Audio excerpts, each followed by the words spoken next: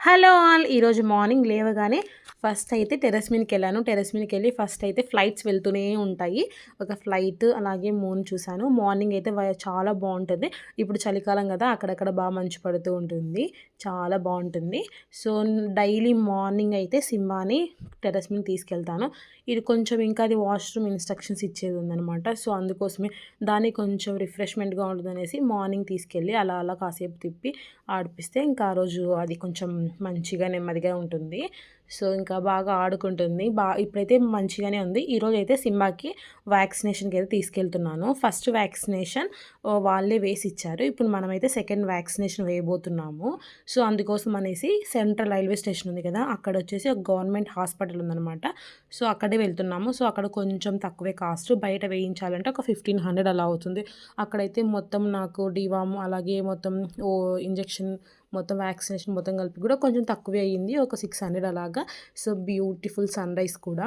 So, ఇప్పుడు నేను vaccination తీసుకెళ్తున్నాను గదా! అక్కడ different different types of dogs కూడా ఉండిన్నాయి. ఈ డాగ్ చూడండి దీని స్పెషాలిటీ ఐస్.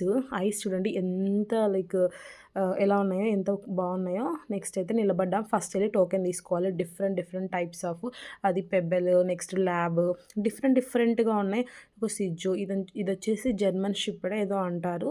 సో, కుట్టిగా వైట్ కలర్‌లో ఒక డాగు. అలాగే కొన్ని క్యాట్ కూడా ఉంటాయి. కొన్ని క్యాట్స్ వస్తాయి. డాగ్స్ డిఫరెంట్ డిఫరెంట్‌గా. సో, మార్నింగ్ అయితే అందరూ వస్తారు. క్యూ కడతా ఉంటారు. 8:00, 9:00 లోపు కొంచెం ఎర్లీగా వేపించాలనేసి. So, different different dogs. ఇది జర్మన్ షెపర్డ్.